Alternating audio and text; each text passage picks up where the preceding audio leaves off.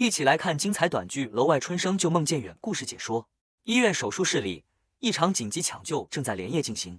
温兆慈突发宫外孕大出血，生命危急，医生当即判定必须立刻摘除子宫才能保住她的性命。手术流程需要家属到场签字，可温兆慈的丈夫靳慈远始终联系不上。万般无奈之下，医院只能启动紧急救治流程，优先为她开展手术。没人知道，在温兆慈独自躺在手术台上九死一生的这个夜晚，失联的靳慈远正在忙着安顿自己的白月光叶兰英，甚至直接将刚回国的叶兰英安排住进了他和温兆慈的婚后顶层婚房。叶兰英刚刚归国，暂无固定住处，靳慈远特意交代身边人，自家顶楼长期空置，适合让叶兰英暂住休整。他解释，叶兰英常年旅居海外，住不惯酒店，且体质偏弱，睡眠极差，换陌生环境极易头疼，住在熟悉的小区会更安稳。靳慈远刻意强调只让叶兰英住客房，让旁人不要多想，声称只是短期暂住，空房闲置可惜。可这套顶楼复式是他和温兆慈打拼多年，亲手布置出来的专属婚房，是两人7年婚姻赖以栖息的家。温兆慈清晰记得两人成婚之初的光景，彼时靳慈远创业惨败，负债累累，根本办不起一场体面婚礼，满心愧疚地对他致歉。温兆慈毫无怨言，温柔宽慰对方，两人先安家，再度日。这些年，婚房的玄关灯是他亲手挑选，全屋餐桌是两人跑遍4座家具城敲定，阳台的蓝雪花是靳慈远亲手栽种浇灌。清贫岁月里，两人相互扶持，共度难关。温兆慈始终以为同甘共苦的情谊早已牢牢绑定彼此，却不料自己生死一线的夜晚，倾尽心血打造的家中已然闯入了外人。术后痊愈回家，温兆慈第一时间质问靳慈远擅自安置叶兰英的行为。面对妻子的诘问，靳慈远毫无愧疚，草草解释叶兰英刚下飞机，身体不适，自己只是先帮她放置行李，后续再慢慢解释。他自顾自敲定暂住事宜，还笃定地告诉温兆慈，自己深知他向来懂事，一定能够体谅包容。就在两人僵持对峙时，房产工作人员联系温兆慈，告知他名下整栋楼宇市值大幅上涨，此前他因舍不得婚房一直搁置的整楼出售方案，如今可以重新启动，顶层婚房也可一并纳入售卖范围。温兆慈始终清楚，整栋大楼的产权早已被祖母全权过户到他个人名下。祖母生前曾告诫他，房子是女人最后的底气，可安家，可立身，可退路。当年他满心奔赴婚姻，从未设防，后来才知晓，心思缜密的祖母早已私下安排律师办妥所有过户手续，全程无任何产权争议。这栋楼自始至终都是他的婚前个人财产，与靳慈远毫无关联。物业随后请示温兆慈，靳慈远已带陌生女士入住顶层婚房，是否需要为对方录入临时门禁？温兆慈平静回绝，物业随即提醒，无门禁权限会导致对方出入不便。温兆慈淡然冷笑，不过是暂住几日，不便本就是情理之中。踏入婚房的那一刻，刺眼的细节扑面而来。玄关鞋柜上多了一双沾着机场灰尘的白色细跟羊皮短靴，而他常用的居家拖鞋被刻意挪到了鞋柜最边缘，默默让出了显眼位置。靳慈远见他回家，故作自然地递上温水，试图缓和尴尬氛围。温兆慈一眼认出，手中水杯是祖母留下的老物件，也是他常年使用的私人物品，如今却被外人随意取用。沙发上的叶兰英立刻视若拘谨，轻声称呼温兆慈为嫂子，连忙解释自己怕惹他介意，一直格外拘束。温兆慈心里通透，靳慈远此刻的从容和试探，和过往无数次一样，等着他主动体面退让，替他抹平这场难堪的越界。靳慈远顺势打圆场，直言温兆慈大度通透，不会计较些许小事。叶兰英立刻顺势道谢，反复强调自己只是暂住，找到房源就立刻搬走，恳请温兆慈不要因为自己和靳慈远产生矛盾。随后叶兰英主动提及客厅的花瓶，称客房太过空旷，便拿来插花点缀。若是温兆慈觉得不妥，他立刻放回原处。温兆慈淡淡表示无妨，一只花瓶而已，无需挂怀。只有他自己记得，这只花瓶原本摆在主卧窗边，旁边放着两人领证当天随手拍下的大头照，是他们青涩清贫爱意的唯一见证。如今专属两人的陈设被随意挪动，独属于他们的回忆被轻易挤占打乱。旧日回忆翻涌而至，创业失利的靳慈远当年无力给他婚礼，满心亏欠的许诺，日后定会努力打拼，给他最好的房子，最体面的生活。温兆慈当时笑着回应自己已有居所，靳慈远便郑重承诺要把这套房子彻底变成两人共同的家。寥寥数语，曾支撑他熬过无数清贫岁月。此时房产工作人员再次同步消息，整楼出售方案可重新调整，若纳入顶层婚房，需提前准备腾退通知与实地拍摄留档工作。靳慈远察觉温兆慈情绪冷淡，径直回房，当即出声指责他不懂礼数。他抱怨叶兰英长途奔波，身心俱疲，初次登门做客，温兆慈理应出面招呼，不该自顾休息。温兆慈语气疏离回应，客人有他招待便足够，无需自己多此一举。靳慈远随即为叶兰英的越界开脱，声称叶兰英昔日帮过自己良多，如今孤身归国，他不忍让她住杂乱的酒店，才暂且安置在家中客房，绝非有意冒犯。不仅如此，他反倒指责温兆慈小题大做，太过较真，抱怨自己和叶兰英连日奔波劳累，希望他能多些包容。温兆慈终于开口，细数心底积压的委屈。这只花瓶里的干花是两人结婚第1年拮据的靳慈远送他的礼物，鲜花枯萎后，他细心晾干珍藏，多年来一直插在瓶中，留存着两人共苦的印记。如今这份专属回忆被外人随意挪用，过往的心意尽数被辜负。满心疲惫的他不愿再多争辩，只说自己身心俱疲，需要休息。靳慈远不再争执，叮嘱他好好休息，晚饭会配送上门。转头却柔声安抚叶兰英，将温兆慈的冷淡归咎于身体不适、脾气急躁，让叶兰英不要放在心上。叶兰英故作忐忑，低声询问自己是不是不该来，感觉温兆慈并不接纳自己。靳慈远连连安抚，称温兆慈心性疏离，不善热络，只是需要时间适应，让他安心住下。温兆慈心底一片寒凉，外人可以心安理得霸占自己的家，从来不是房子空置，而是无人过问他这个房主的意愿，无人顾及他的委屈。彻底心寒的温兆慈不再内耗，果断对接工作人员，确定将顶层婚房一并纳入整楼出售范围。工作人员详细告知，该房产属于他的婚前赠与私产，产权清晰无争议。靳慈远婚后有装修投入，可凭证在后续离婚清算中申请折价补偿。同时工作人员透露，此前楼市暴涨，开发商曾高价收购楼栋，是温兆慈因珍惜婚姻，不舍小家，一直压下收购方案。曾经的他满心憧憬未来，早已规划好等孩子出生，就把阳台书房改成婴儿房，陪着孩子在这片家里长大。可这场宫外孕大出血手术彻底击碎了他所有期许，医生剥离的不仅是他未成型的孩子，更是他对这段7年婚姻最后的执念与期待。心死之后，温兆慈当即敲定，按整栋楼出售流程全面推进。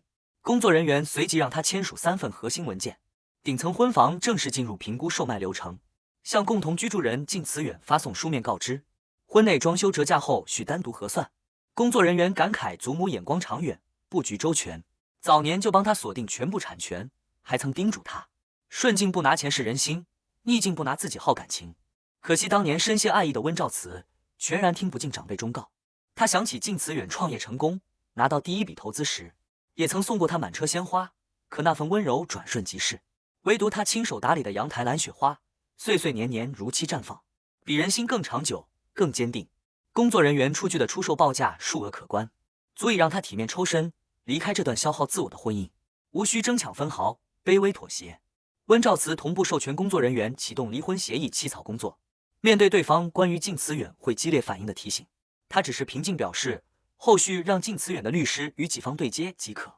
双方敲定次日上午9点开展整栋楼外立面拍摄、公共区域取景及顶层入户评估、看房留档工作。温兆慈决定亲自到场，且无需提前私下通知靳慈远，按正规书面流程执行即可。次日，温兆慈独自前往医院复诊，医生看着次次独自就诊的他，忍不住询问为何丈夫从未陪同。温兆慈只淡淡以对方工作繁忙搪塞。医生再三叮嘱，此次大出血伤势严重，后续休养切忌劳累、情绪起伏，否则极易影响身体恢复。复诊结束后，靳慈远发来消息，让他早点回家，声称叶兰英想要亲自做饭感谢他的包容。温兆慈只觉无比讽刺，对方心安理得占用他的厨房、厨具、围裙与私人物品，还要假意登门道谢，荒唐又可笑。物业再次同步工作进度，确认次日9点准时进场开展拍摄与评估工作。再次请示是否提前告知靳慈远，温兆慈依旧回绝，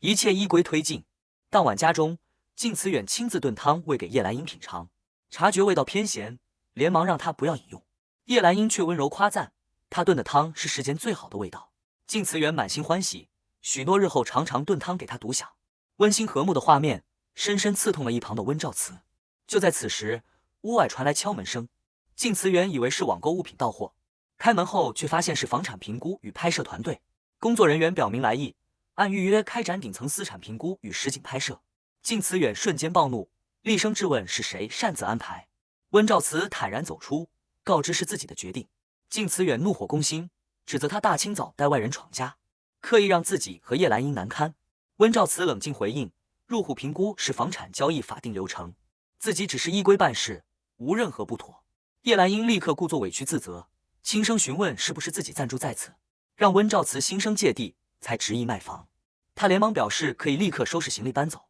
恳请温兆慈不要因为自己舍弃多年的家。这番示弱彻底激怒了靳慈远，他当众维护叶兰英，厉声斥责温兆慈心胸狭隘，小题大做，有不满可以直接针对自己，没必要大动干戈卖房，让所有人下不来台。温兆慈严肃告知二人，正规交易流程无关难堪，若拒不配合导致交易延期，房屋腾退缓冲期将同步缩短，所有损失与后果由二人自行承担。靳慈远依旧不肯妥协，痛心控诉这套房子是两人7年心血堆砌的家，承载无数回忆，他不该如此绝情。温兆慈眼神淡漠，直言这里早已不是家。从靳慈远一次次默许外人越界，一次次偏袒他人的那一刻起，这段婚姻，这个家的归属感就已经彻底消散。工作人员催促尽快推进工作，温兆慈坦然应允进场。靳慈远强行阻拦，扬言必须先把事情说清，不准任何人动工。温兆慈直视着他，明确告知这是自己的合法私有财产，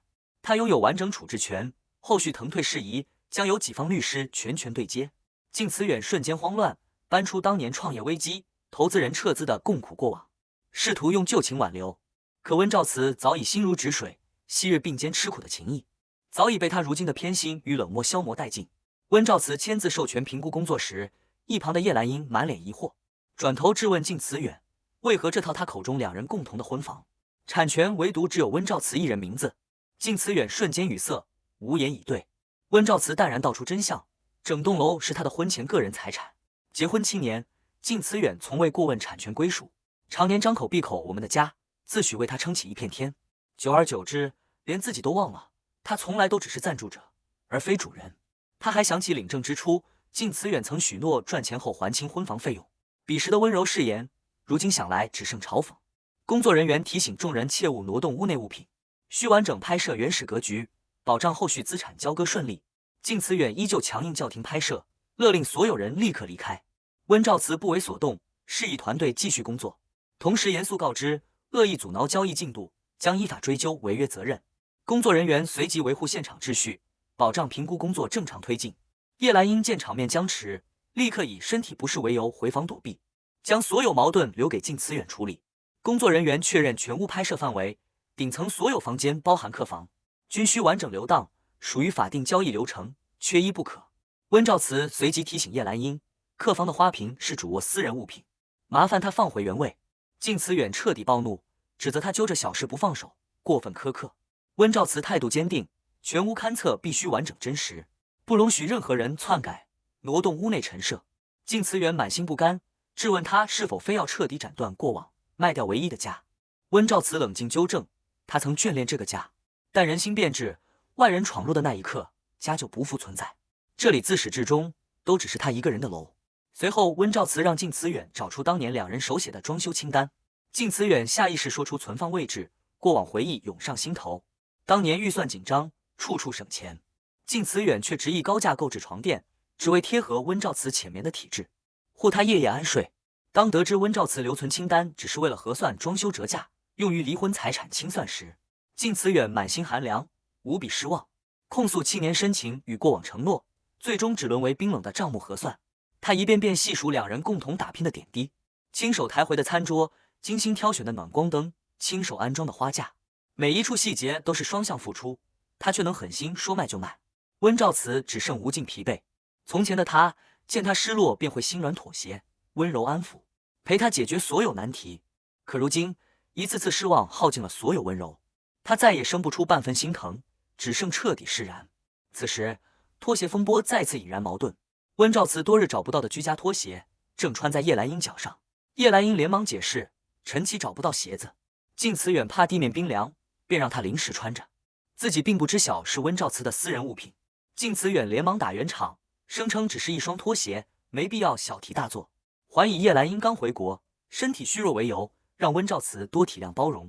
温兆慈想起当年靳慈远的承诺，要在门口常年摆放2双鞋，凑成圆满的家。如今诺言破碎，偏爱错位，只剩刺眼的现实。叶澜英不停低声道歉，靳慈远愈发不耐，直言可以随便买新鞋补偿，让他不要再纠缠。温兆慈终于直白戳破核心，自己介意的从来不是一双拖鞋，而是他毫无底线偏袒外人，无视自己所有委屈的态度。即便如此，靳慈远依旧无法共情，反倒责怪他术后体弱，还执意争执，伺机倒时差的叶澜英。温兆慈不再争辩，平静表示自己很快就会离开，不再碍两人的眼。用餐时，叶澜英随口提及自己最爱番茄牛腩汤拌饭，靳慈远立刻温柔叮嘱他多吃，暖胃养胃，满眼皆是宠溺。温兆慈看着刺眼的一幕，想起从前，这道菜永远是靳慈远先为他盛好，挑进姜片，再递到他手中。如今他的所有温柔体贴，尽数给了旁人。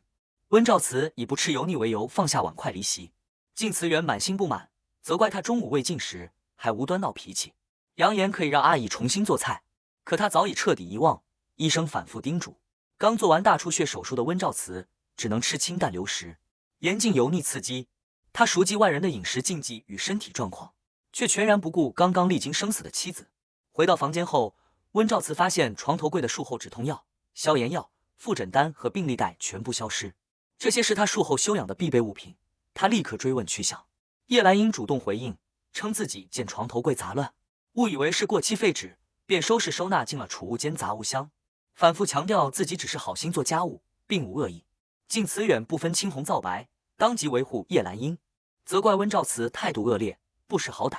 指责他对着好心帮忙的人乱发脾气。此刻的他依旧对妻子的重症手术一无所知，直到从杂物中翻出手术单据，看到清晰的手术记录，靳慈远才彻底震惊，难以置信妻子刚刚经历一场凶险的急诊手术。他急切追问手术详情，质问他为何从未告知自己。温兆慈平静道出所有真相，这场宫外孕大出血手术发生在15天前，正是叶澜英回国的当天。彼时她突发急症，命悬一线，第一时间拨通了丈夫的电话，可等来的不是关心与陪伴，却是靳慈远告知她叶澜英要暂住婚房，让她懂事理解，不要计较，还说后续再慢慢解释。当时的她根本没有机会说出自己身处医院濒临死亡的真相。靳慈远慌乱辩解，自己后续回过电话，一直以为他只是寻常闹脾气，从未想过他会遭遇生死危机。温兆慈彻底心寒，细数多年积压的委屈。7年婚姻，他永远独立扛下所有风雨，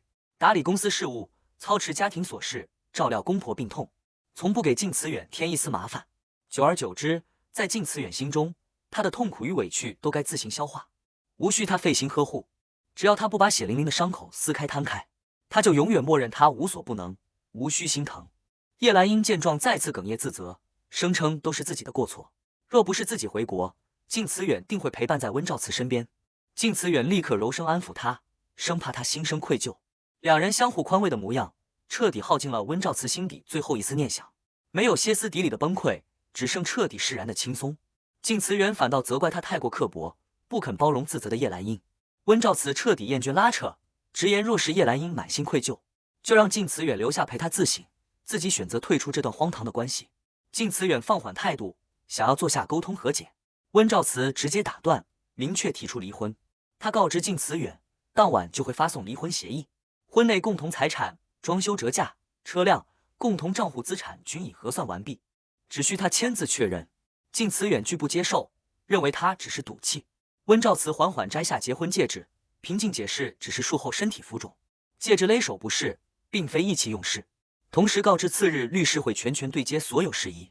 靳慈远满心不甘，以叶澜英无家可归为由试图挽留。温兆慈冷冷反问，当初他擅自安排外人入住婚房时，从未顾及他的感受，如今他收回自己的私产，合情合法，无可厚非。事后温兆慈搬离婚房，独自居住。物业同步最新情况，叶澜英前往物业闹事，强行要求开通永久人脸识别门禁，对外自称业主家属，还在小区租户群诋毁温兆慈小气刻薄，刻意刁难客人。温兆慈淡然吩咐物业依规处理，临时门禁到期自动失效，无需特殊通融，正常张贴交易公示，推进售卖流程即可，不必理会流言蜚语。靳慈远反复致电，执意要求当面沟通。接通电话后，他质问楼下售卖公示牌的由来，无法接受他真的要卖掉整栋楼。温兆慈平静解释，资产团队去年就已出具出售方案，只因自己当年珍惜婚姻，眷恋小家，一直压制未行。如今婚姻落幕，婚房失去意义，恰逢市场行情利好，及时处置是最优选择。靳慈远依旧偏执认定，他的所有决定都是在跟自己赌气。温兆慈明确否认，他所做的一切不是为了追责任何人，只是为自己的未来铺路，为自己而活。靳慈远终于想起关心他的身体，想要上门探望，被温兆慈直接回绝。他告知所有病情细节均已写入离婚协议附件，若有心关心，自行查看文件即可，无需私下接触。靳慈远坦言自己彻夜在小区楼下守候，回想7年感情，满心不舍。温兆慈不为所动，冷漠让他疲惫就自行归家休息，不要占用公共区域，影响物业工作。靳慈远控诉他太过绝情，7年深情非要算得分毫分明。此时温兆慈的代理律师抵达，正式对接离婚与资产处置事宜。律师向靳慈远送达离婚协议、限期腾退告知书与资产处置说明，所有文件同步推送邮箱，有异议可委托律师对接。靳慈远拒不接受腾退要求，声称自己居住7年，理应享有房屋份额。律师清晰释法，该房产属于温兆慈婚前个人私产，产权完整清晰，他拥有独立处置权，出售无需靳慈远同意。同时，其婚后装修投入已按折旧率核算，折价款会在财产清算中足额兑付。律师明确给出15天合法腾退缓冲期，已是法律最长期限，若到期拒不搬离，将启动司法强制执行，届时双方都会难堪。温兆慈全程冷静旁观，同时叮嘱律师全面审计靳慈远婚内给叶兰英的所有大额转账与支出，此类开销不属于家庭共同开支，属于擅自处分夫妻共同财产，他有权全额追回，不刻意针对，但属于自己的合法权益，一分一毫都不会白白损失。与此同时，买家听闻叶兰英散布的产权纠纷谣言，担心交易风险，要求立刻实地核验顶层，否则暂缓收购。温兆慈吩咐团队依规推进所有看房核验流程，全程录音录像留存证据，若有人恶意阻挠交易，即刻依法追责，主张经济损失。次日买家上门核验，靳慈远与叶兰英均在家中。靳慈远再次质问温兆慈，执意带人上门搅乱家事。温兆慈出示提前送达的看房通知，明确告知今日是买家唯一空闲时间，恶意阻挠导致交易受损，所有后果由阻挠者全权承担。7年婚姻，温兆慈从满心奔赴倾尽所有，变得清醒独立，杀伐果断，彻底斩断过往情念。他终于彻底通透，房子从来不是家，真心相伴的人才是归宿。褪去感情牵绊后，这套承载7年回忆的婚房，只剩资产属性，再无半分值得留恋。